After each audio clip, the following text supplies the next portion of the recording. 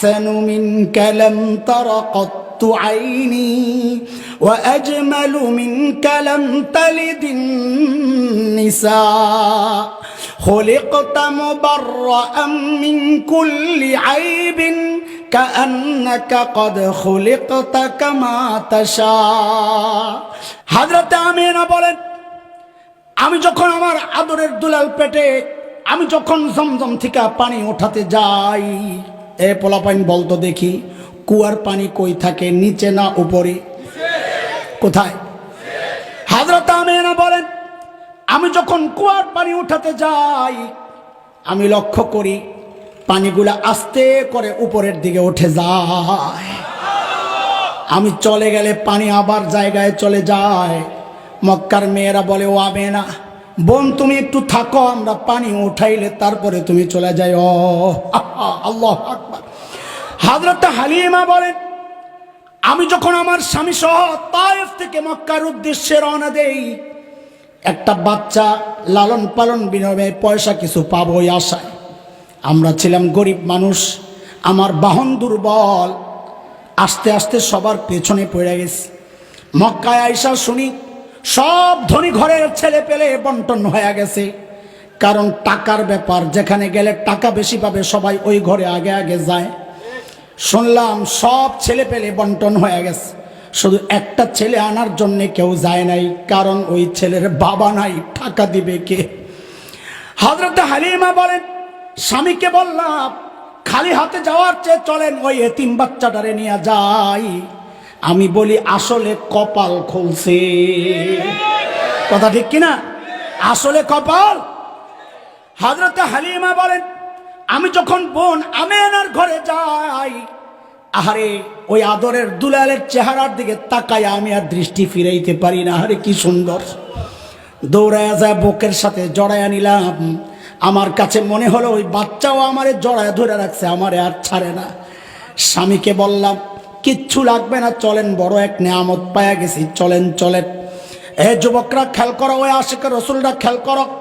হযরত হালিমা বলেন, আমার আদরের দুলাল আমার বুকে, আমি যখন বাহনে যায় উঠি, চালক হিসাবে আমার স্বামী যখন সামনে যায় বসে, অমনি বাহনটা ধপাস করে বসে পড়ে।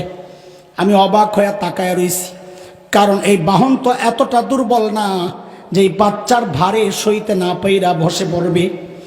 স্বামীকে বললাম দেখি একটু নেমে দাঁড়ান তো দেখি।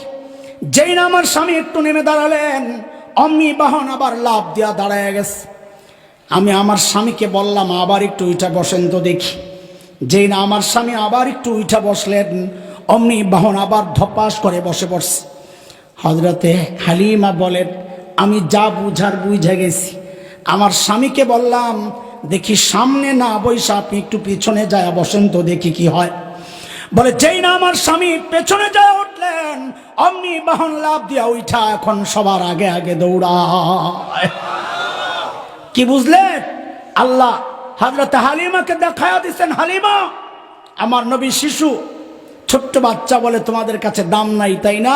তোমার স্বামী পেট দিয়ে বসেছে, আমার নবীকে পেট দিয়ে বসার জন্য আমি দুনিয়ায় পাঠাই নাই, আমার নবীকে আমি ইজ্জত দিয়েছি। ও মুসলমান, আল্লাহ তাআলা আমার নবীকে ইজ্জত দিয়েছেন। আশিকে রসুল দাবি করো তাই না?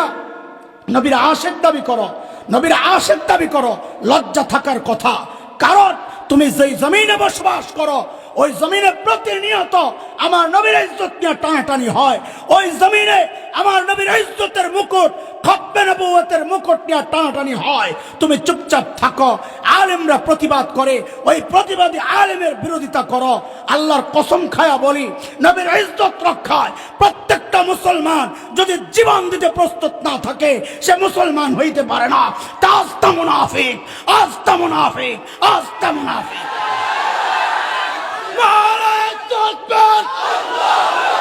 বিশ্বনবীর অপমান চলবে না মুসলমান। কাদিয়ানীদের আস্তানা বাংলা দাও, বলে দাও।